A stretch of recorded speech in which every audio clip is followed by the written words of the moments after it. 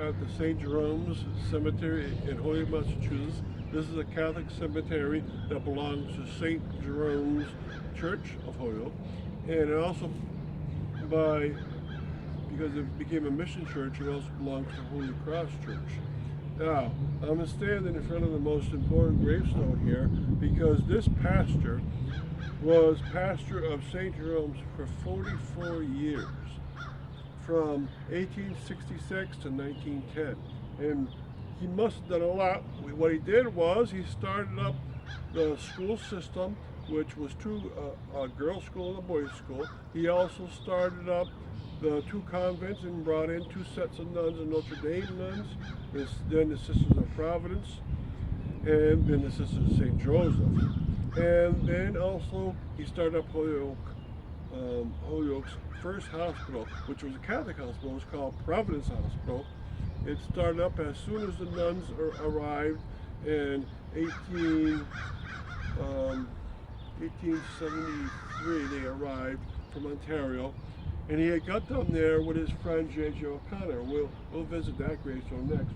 But Patrick Harkins, the pastor, started up many other things. 2 orphanages, for instance, at the right side. He started up 2 elderly homes, a man's home and a woman's home. The woman's home he paid with his own money to have it built. So I'll point out what the gravestones are. Grace is his sister. For the first 3 years before the nuns arrived, Grace was a teacher and then the principal of the boys' school that he started up called St. Jerome's Institute. She also then became an organist at the church, and then she also became the housekeeper at the rectory. Catherine was his other sister. She was the only one of these sisters to ever get married. Daniel, his brother, became a dentist, and he practiced right on the campus of St. Jerome's. And his other brother, who's married in Brookline, Massachusetts, started up a dental supply company and had patents for dental supplies. Margaret is a 3rd sister. She was mostly a housekeeper inside the rectory. This one says Father Harkins. What it means is Pastor Patrick Harkins is buried here. Of course, he's the pastor we've been talking about.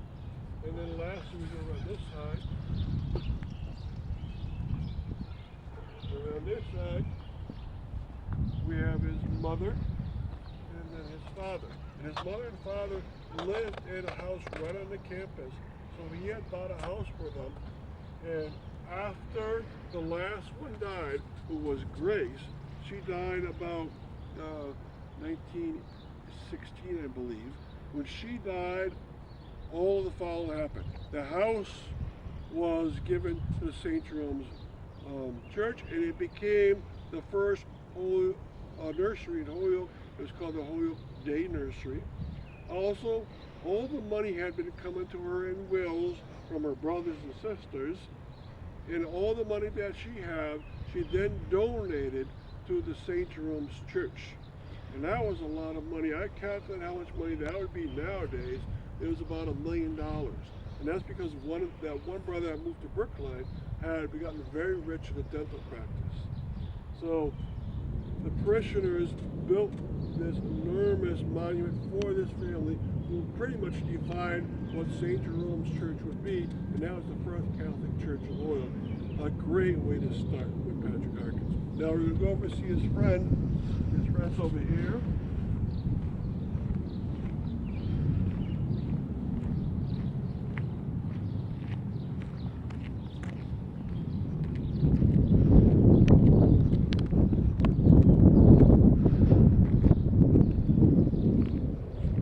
Dr. James O'Connor. Most people call him J.J. O'Connor. He died at a young age, 46. He was a medical doctor, in fact, a surgeon. He had built 6 homes in a row. He only used one of the homes. The other homes were for his surgical practice. For the surgery, they would come into one of his homes and have the surgery right in his home he had built, because there were very few surgical locations anywhere. He was also mayor of Holyoke for 2 years, and he had told told his wife, do not build a big monument for me. It's a very simple monument. What did she do? She put his bust in the monument. It's the only bust I've ever seen in the Hampden and Hampshire County region. Now it says in the very bottom a beautiful quote. It was erected by his widow in memory of his beloved husband. The quote says, I would rather have my name engraved on the heart of some poor afflicted widow or lonely orphan child than on the proudest monument that points to faith. Very beautiful quote. And he quoted that to his wife.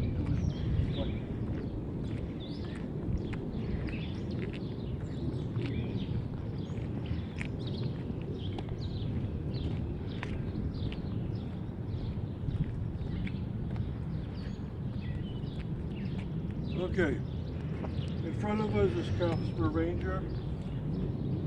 Alright, sure, you need doctors and pastors. You also need contractors. And the best contractor in Holyoke ever in its history was Caspar Ranger. He started up a firm under his own name. And he probably built around Holyoke more buildings than anyone else. He did enormous structures. He helped build City Hall, of course, but he built schools, he helped build hospitals, and his son took over after that, and they built more and more. They also did residential houses. His own house, which is near Holy Cross Church, after his widow left the area, they donated it to Holy Cross Church. It became a rectory for the pastor. Now, there's a stone behind him. John McCoy was one of the pastors at St. Jerome's, and he wrote a beautiful history book about all the pastors of Western Massachusetts. I've read it through many times,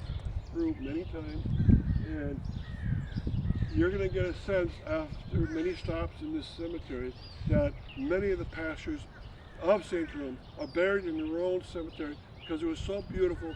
Many of them like being buried here. Thank you for coming on this stop.